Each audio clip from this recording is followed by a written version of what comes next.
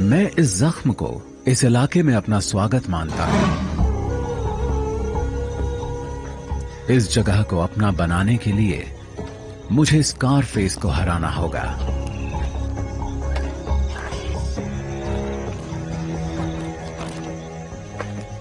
सबसे पहले तो मुझे इस जंगल को समझना पड़ेगा, जो जितना मैंने सोचा था उससे कहीं मुश्किल है।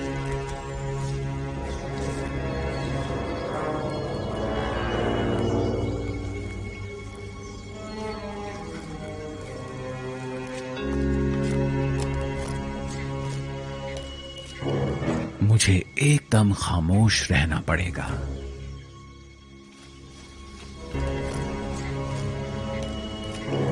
मुझे एकदम खामोश रहना पड़ेगा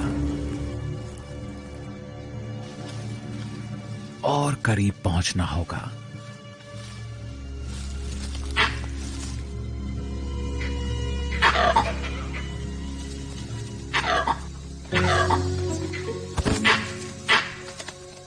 कमाल है,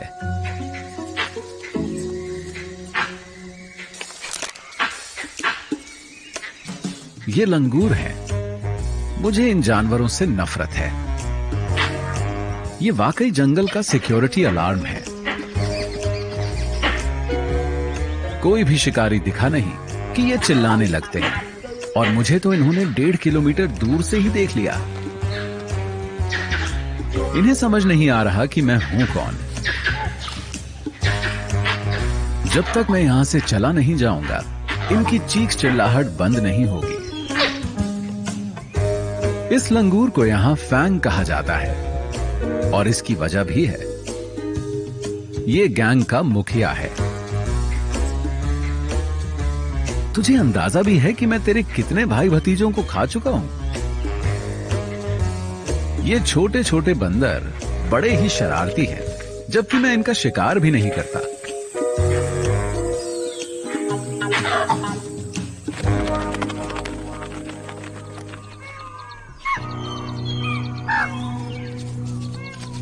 आज के दिन भी कुछ ढंग का खाने को नहीं मिला। ये हिरण इतने नजदीक हैं कि लगता है मैं इन्हें पकड़ ही लूंगा। मुझे इन बंदरों से छिपने का कोई तरीका ढूंढना होगा, लेकिन यह आसान नहीं है। मेरी खाल इतनी अजीब है कि मेरे लिए यहां खास तौर पर अब शिकार करना एक बड़ी चुनौती बन जाता है, क्योंकि कबीनी में सूखे का मौसम चल रहा है। पेड़ों की पत्तियां झड़ चुकी हैं और जंगल को सूरज ने सुखा दिया है। तो मैं सबको अलग ही नजर आ जाता हूं। मेरे शरीर पर भी धब्बे हैं, सभी तेंदुओं की तरह, लेकिन मेरी बाकी फर काली है। यहां के ज्यादातर तेंदुए मेरे जैसे नहीं दिखते। इसके पीछे एक वजह है। मेरी बात समझ में आई? वो गायब से हो जाते हैं।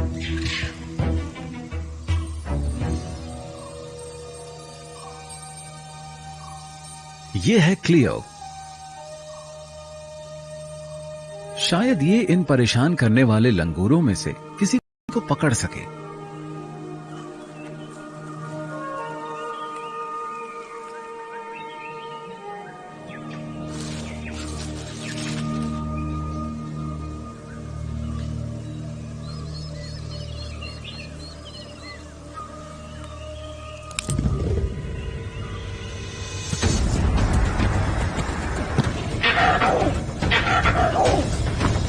लेकिन इसे देर हो जाती है।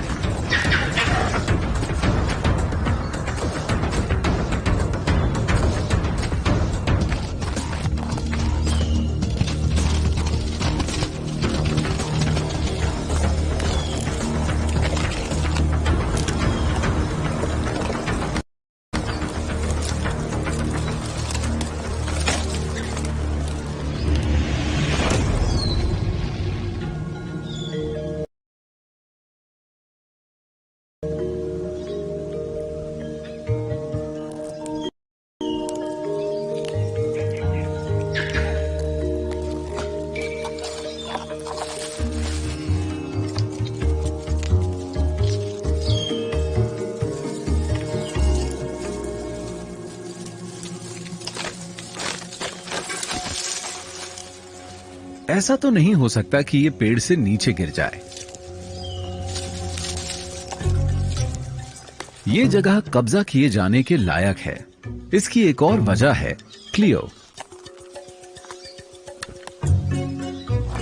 इस जगह को अपना बनाने के लिए मुझे दो चीजों की जरूरत है, इलाका और वंशज। क्लियो भरोसे से भरी है, ये ताकतवर है और खूबसूरत भी। तो मैं इसके करीब पहुंचने की कोशिश करता हूं। इस काम के लिए टाइमिंग एकदम सही है। इसके जज्बात को ठेस लगी है, ऐसे में इसे ढाढ़स बंधाकर बात बन सकती है।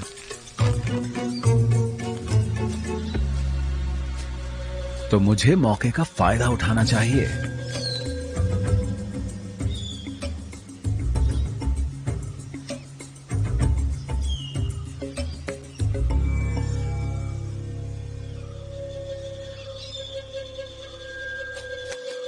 लेकिन लगता है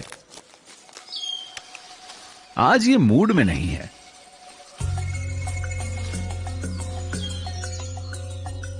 क्लियो इस इलाके में मौजूद सबसे ज्यादा दबदबे वाली मादा तेंदुआ है और इसीलिए ये इसके साथ है, स्कारफेस के साथ। ओह, इन दोनों की तो दाल भी गलती लग रही है। ये दोनों एक ही पेड़ पर हैं, कुछ समझे आप? और मैं यहां नीचे इन जोकरों के बीच हूं।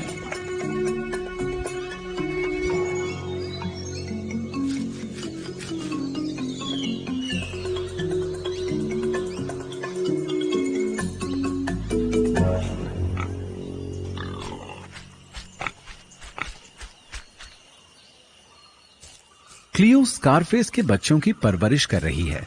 ये जानती है कि जिस तेंदुए का पूरे इलाके पर राज हो, उसके साथ मिलन करने से बच्चों के जिंदा रहने की गुंजाइश बढ़ जाती है।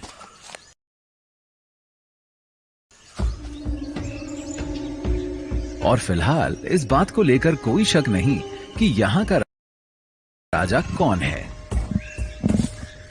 स्कारफेस हमें रोज ये याद दिलाता रहता है कि ये साम्राज्य उसका है। अगर मुझे कबीनी जंगल को अपना बनाना है तो मुझे इससे ज्यादा स्मार्ट होना होगा। चुनौतियों के बावजूद मुझे कोई रास्ता निकालना होगा। लेकिन यहां स्कारफेस के अलावा भी बहुत सी मुश्किलों का सामना करना पड़ेगा। भारत के कबीनी फॉरेस्ट में एक चीज और है जो मुझ जैसे ब्लैक पैंथर का यहां रहना मुश्किल बनाती है। वो है यहां की तेज गर्मी। और ऊपर वाले ने मुझे काले रंग की खाल दी है, इसीलिए मुझे बाकी तेंदुओं के मुकाबले ज्यादा गर्मी लगती है। और ये एक बड़ी मुश्किल है।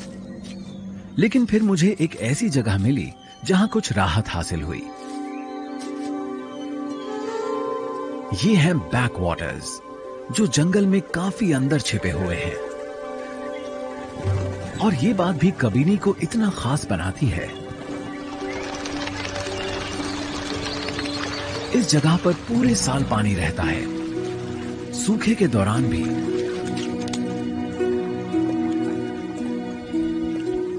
दूर दूर से जानवर यहां पानी पीने आते हैं।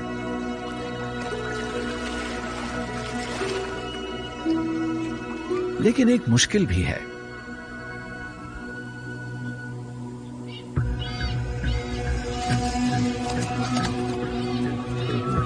मैं इकलौता ही ऐसा नहीं हूं जो खुद को ठंडा करने यहां आया हूं।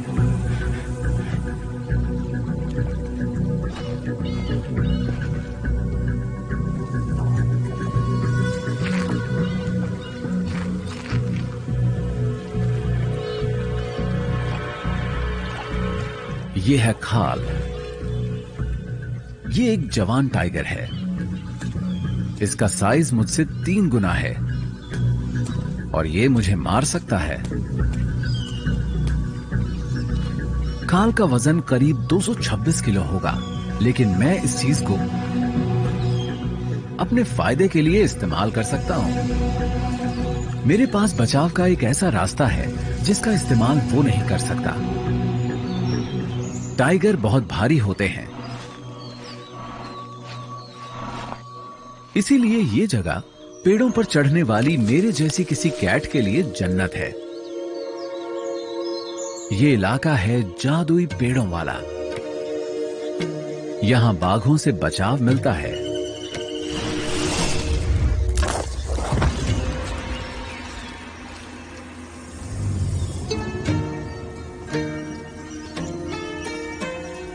ये है किस्मत,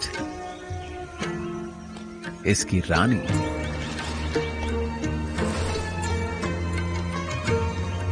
ये शानदार, खूबसूरत और जानलेवा है। मुझे इससे डर लगता है, लेकिन मैं इसकी तारीफ भी करता हूं। यहां दबदबा रखने वाले नर बाघ नहीं हैं, तो यहां इसी का राज चलता है।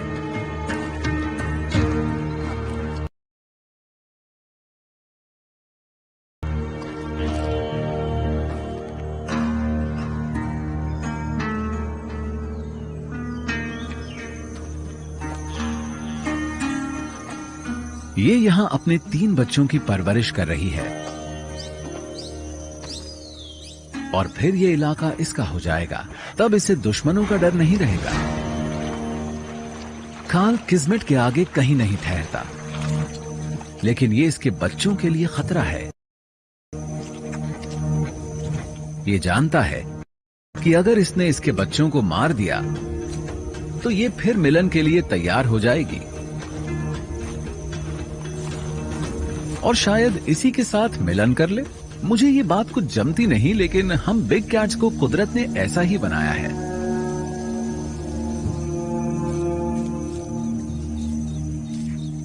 किस्मत चाहती है कि खाल उससे ज्यादा से ज्यादा दूर रहे।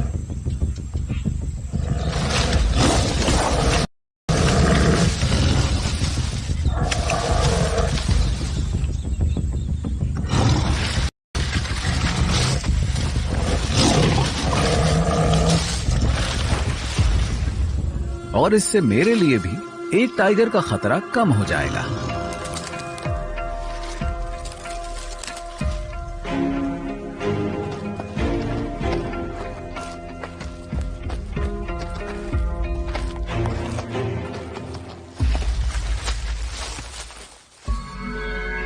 ये सच है कि ये जंगल मुश्किलों से भरा है। बेशक यहां ऊपर मैं सुरक्षित रह पाऊंगा, लेकिन किसी पैंथर को पेट भी तो भरना होता है।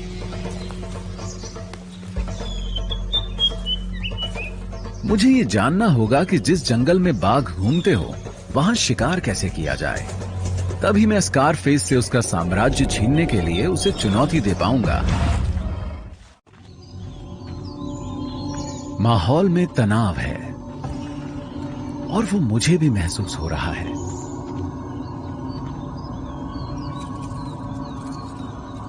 स्कारफेस शिकार करने निकला है।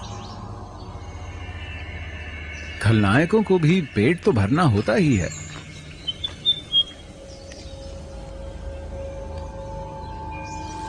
चीतल हिरण ने इसे नहीं देखा है।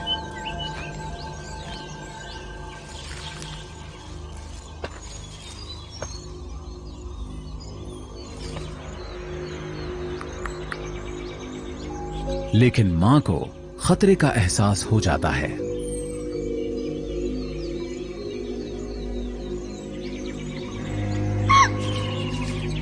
उसे पता है कि इन दोनों के लिए बचना तभी मुमकिन होगा जब वो खुद भाग जाए और इसका बच्चा छिप जाए।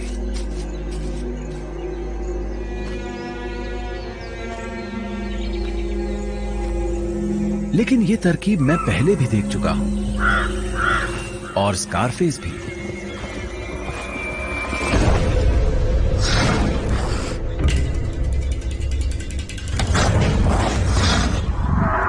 देखिए वो इस तरह से शिकार करता है।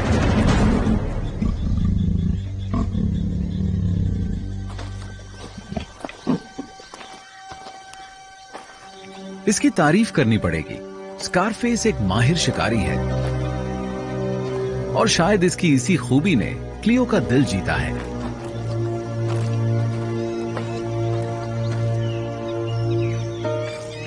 इसके बच्चे अब बड़े हो चुके हैं, तो अब ये फिर से मिलन करेगी।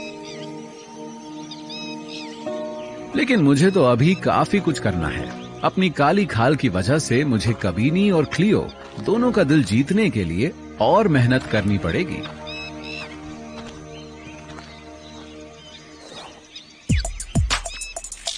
स्कारफेस को पूरा यकीन है कि वो यहां का बॉस है।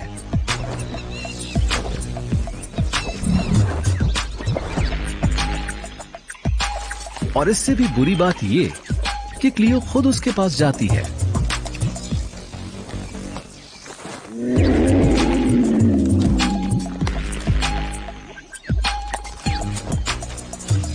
इतना ही नहीं, वो खुद को पेश भी करती है। इनकी आवाजें सुनकर तो दिल बैठ सा रहा है।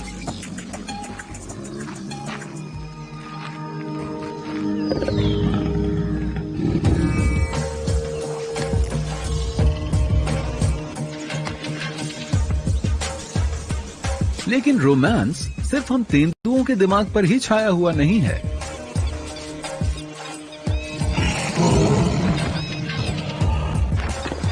सभी नर मिलन का अधिकार पाने के लिए आपस में लड़ते हैं।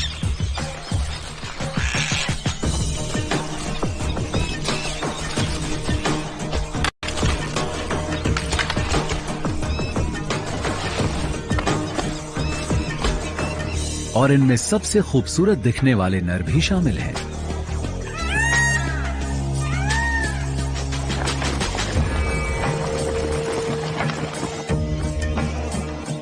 ऐसा लगता है कि मोर अपना इलाका पाने के लिए आपस में लड़ रहे हैं, ताकि वो अपने खूबसूरत पंखों का प्रदर्शन कर सकें।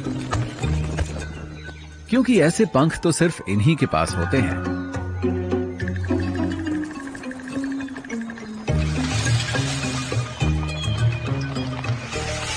लेकिन इसकी बदकिस्मती है कि मोरनी ऐसे पंख न जाने कितनी बार देख चुकी है।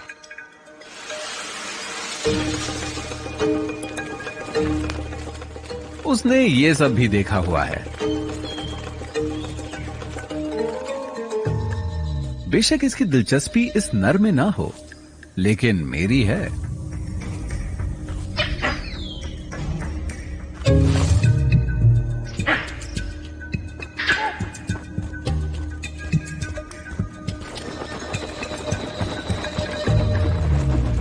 धत तेरे की, इन लंगूरों ने फिर मेरा खेल खराब कर दिया।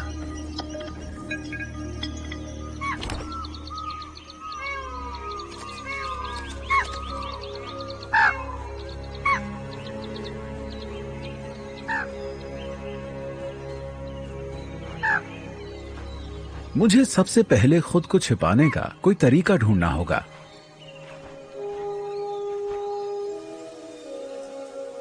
लेकिन शायद हालात बदलने वाले हैं। मुझे ऐसा एहसास हो रहा है।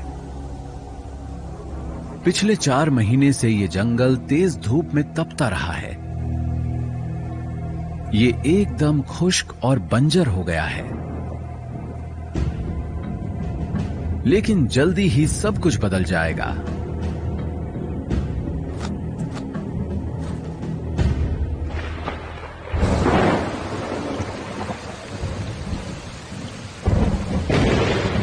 क्योंकि मॉनसून आ पहुंचा है।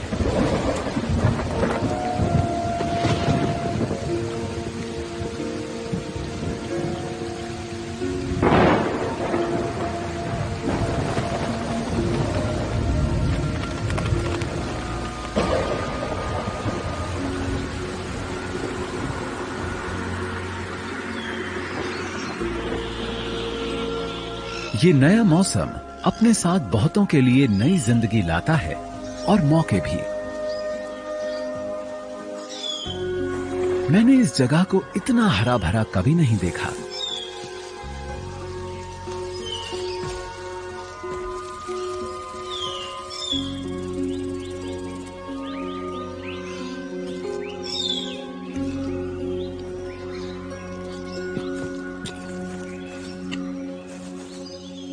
लेकिन मैंने बारिश के इस मौसम में एक और चीज भी देखी है।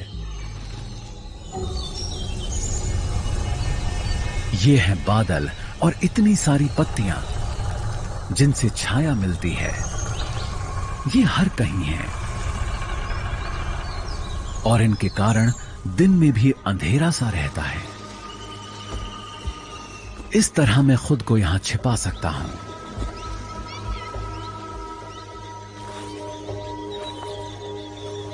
और मुझे खुद को फौरन छिपाना भी होगा। सामने किस्मत मौजूद है और मैं इस वक्त जमीन पर हूं।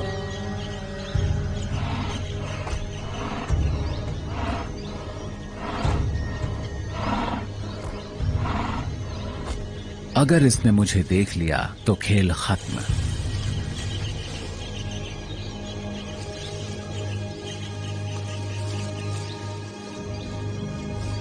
तो मैं खुद को छिपाए रखता हूं।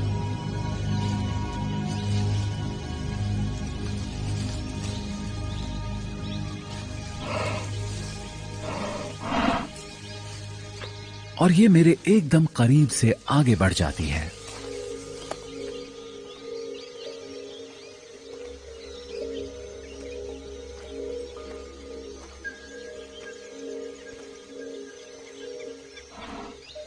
लगता है मैंने कबीनी को समझने का तरीका ढूंढ लिया है। लेकिन एक और जानवर है जिससे ये जंगल सहमा रहता है और खुद को छिपाकर मैं इसे धोखा नहीं दे सकता। अगर इसकी आवाज सुनाई दे तो मेरी तरह भागने में ही भलाई है।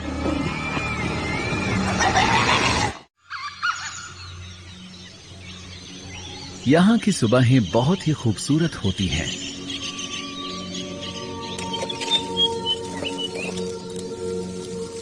हर चीज धुंध की चादर में लिपटी होती है। लेकिन इन हालात का फायदा उठाने वाला यहां सिर्फ मैं ही नहीं हूं। ये अलार्म कॉल्स मुझे लेकर नहीं दी जा रही।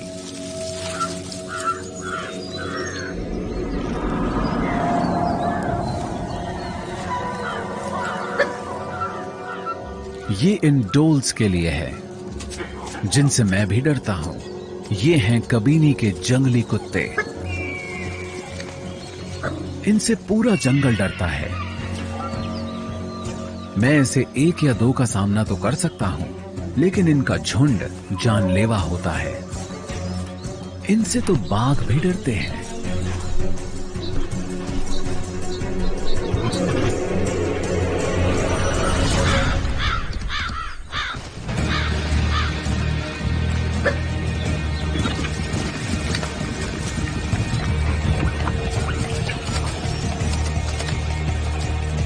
घनी झाड़ियां भी मुझे इन जानवरों से नहीं बचा सकती। इनकी नाक भी बहुत ही गजब की होती है और इनकी तादाद फिलहाल 20 है, यानी 20 नाक।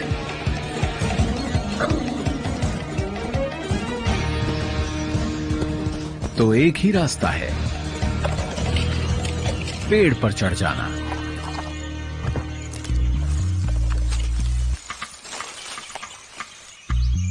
तू नहीं चढ़ पाएगा। इससे आगे इसका पहुंचना नामुमकिन है। डोल्स को कुदरत ने पेड़ों पर चढ़ने की खूबी नहीं दी। उनके पास इस काम के लिए ना तो नाखून होते हैं और ना ही मसल्स।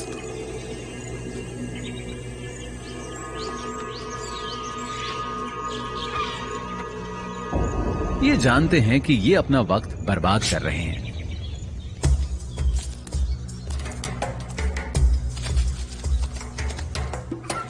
लेकिन अब ये कहां जा रहे हैं? ओह, इनका झुंड तो बैकवाटर्स की तरफ जा रहा है। वहां इन्हें जो मिलेगा उसे अपना शिकार बना लेंगे।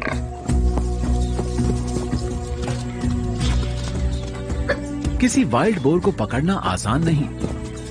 इनके दांत किसी डोल का पेट फाड़ सकते हैं।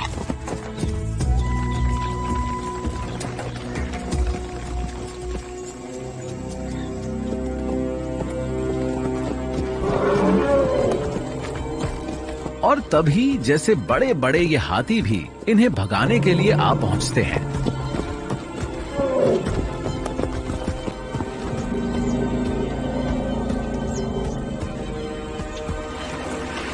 अगर किस्मत हमारी रानी है तो हाथी हमारे लिए देवता जैसे हैं। ये आपस में मिलने जुलने और साथियों को ढूंढने के लिए बैक वाटर्स पर इकट्ठे हो जाते हैं।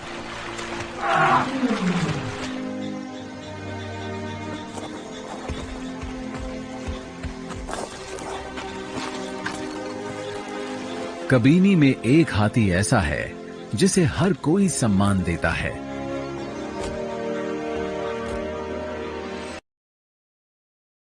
इसका नाम है बोगेश्वरा और कहते हैं कि एशिया में इसके दांत सबसे लंबे हैं।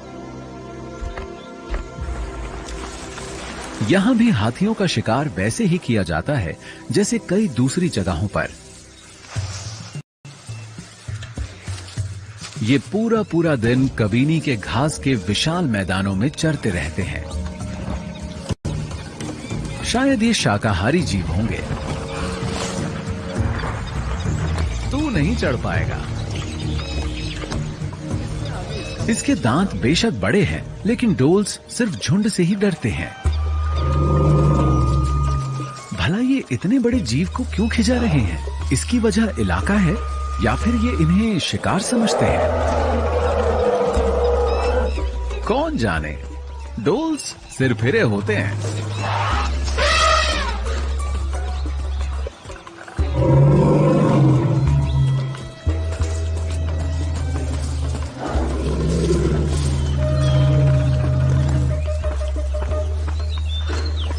खैर जो भी हो, लगता है बाकी झुंड के हाथ खजाना लग गया है।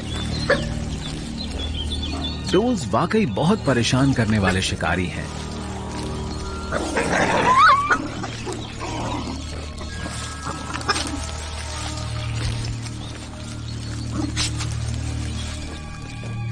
हम तेंदुए हाथियों के साथ नहीं उलझते।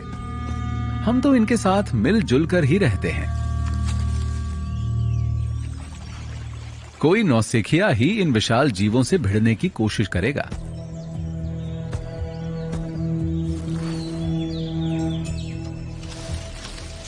लेकिन अगर बात गुस्सैल और कम उम्र बाघ की हो तो मसला कुछ और है।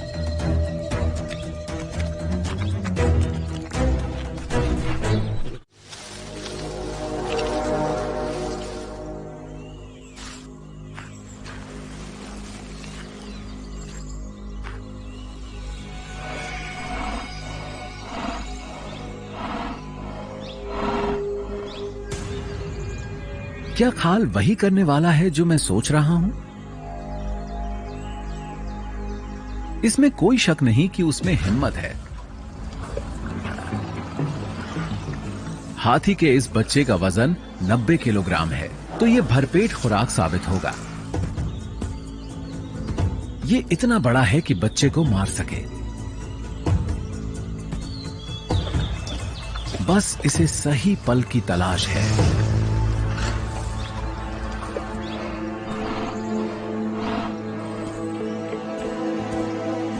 तो भला कोई टाइगर 10 टन वजनी किसी हाथी के करीब तक छुपकर कैसे पहुंचेगा?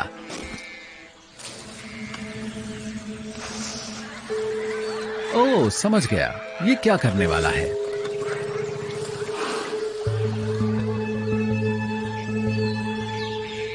और ये भी समझ गए हैं।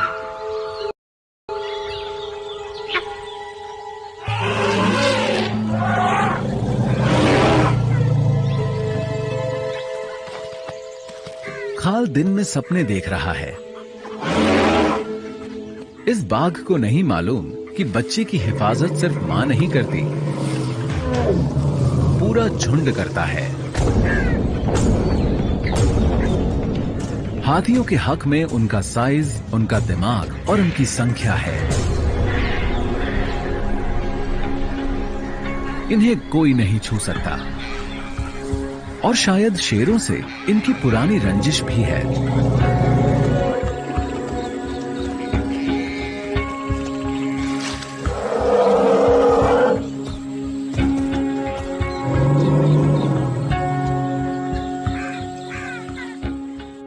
वो ये बात भूलने वाले नहीं हैं।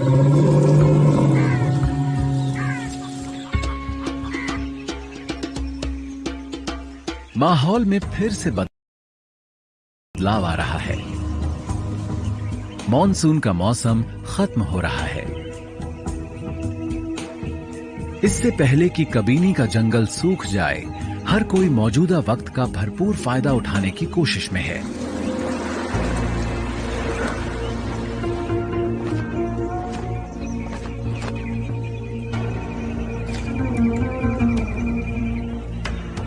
एक बार फिर मेरे लिए शिकार करना मुश्किल हो गया है। मुझे सूख चुके जंगल में खुद को छिपाने की कोशिश करनी होती है। लेकिन बारिश के मौसम में मैंने जिंदगी से कुछ सीखा है। मैं छाया में छिप सकता हूं।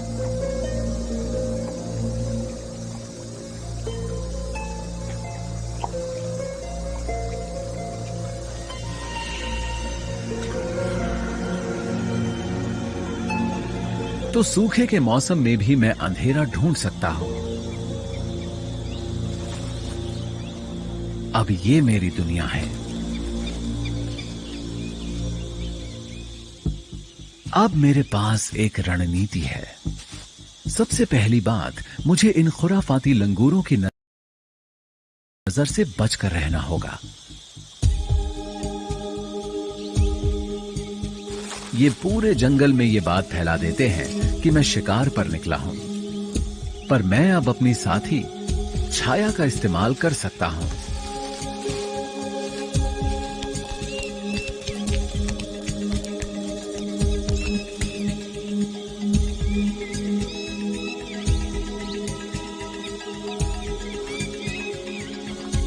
अभी तक सब कुछ ठीक ठाक रहा है।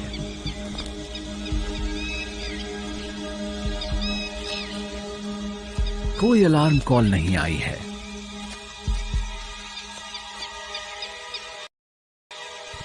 मुझे बस थोड़ा सा करीब और पहुंचना है।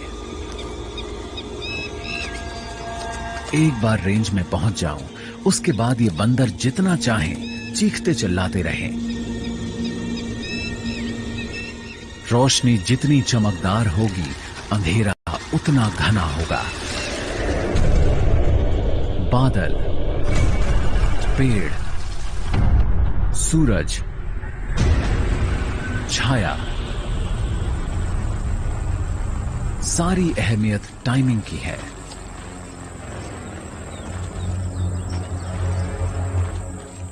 अब हमला करना होगा।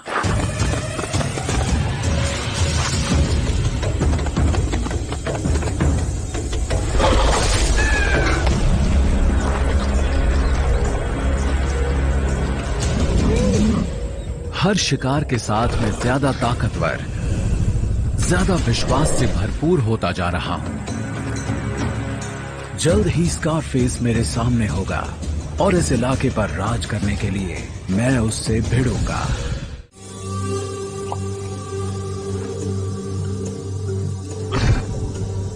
लगता है क्लियो ने शिकार किया है और शिकार काफी बड़ा है।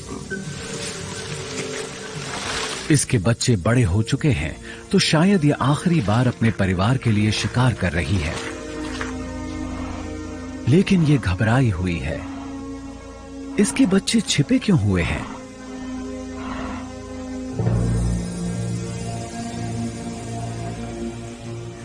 ओह, तो ये इसकी वजह है। खाल।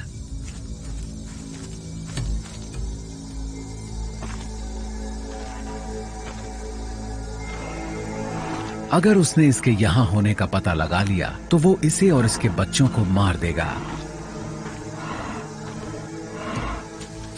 तो इसे झटपट बच्चों को यहां से निकालना होगा। खाल हिरण को खाता है तो खाता रहे।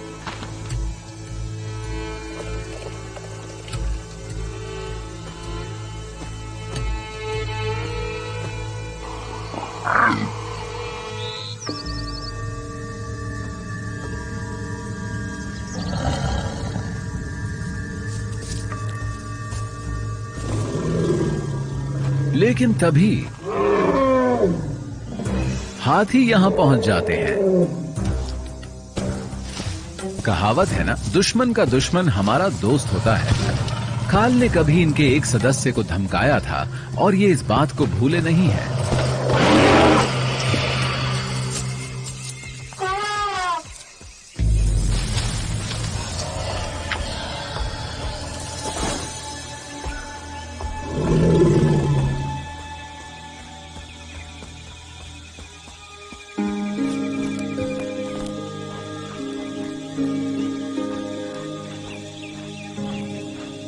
पता नहीं क्लियो को ये मालूम भी है कि नहीं कि इस पूरे वक्त मेरा दिल सिर्फ इसी को चाहता रहा है।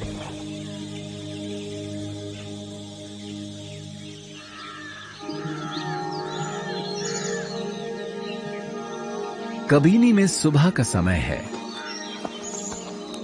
और मैं एक्शन के लिए तैयार हूं। ये साम्राज्य क्लियो के इर्द गिर्द ही घूमता है। ये अपने इलाके की निशानदेही करती रही है। यहां इसकी गंध बिखरी हुई है जो बताती है कि ये कोई साथी ढूंढ रही है।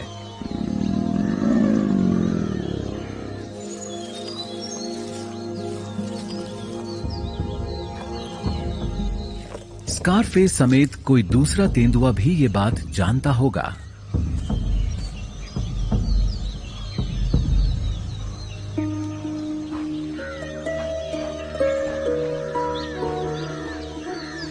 पर क्लियो है कहां?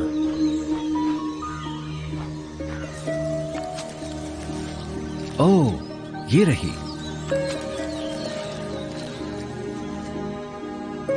क्या ये स्कारफेस के साथ ही रहने वाली है या फिर मुझे चुनेगी?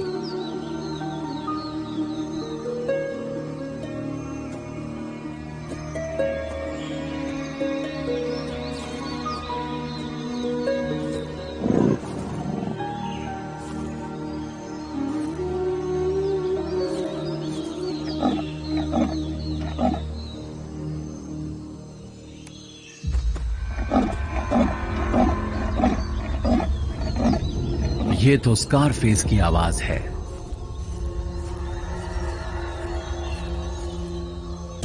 आज मेरी किस्मत का फैसला हो जाने दो, नतीजा चाहे जो भी हो।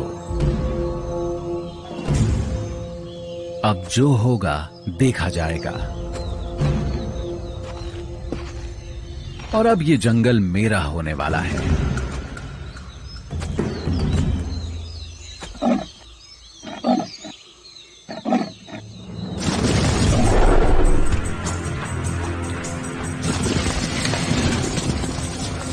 स्कारफेस, तू तो डर कर पेड़ पर चढ़ गया।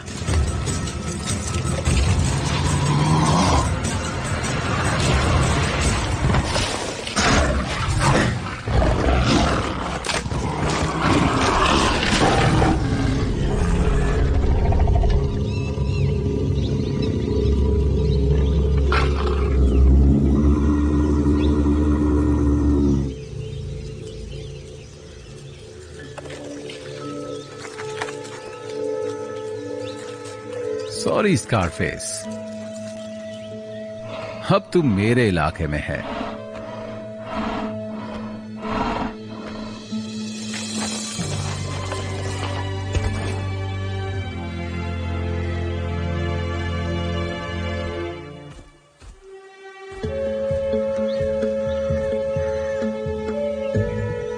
और क्लियो, अब तेरी मेरी जोड़ी इस जंगल पर राज करेगी।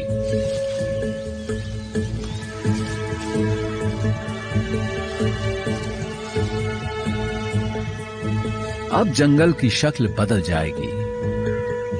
अब ये जंगल मेरा है, या यूं कहिए कि हमारा।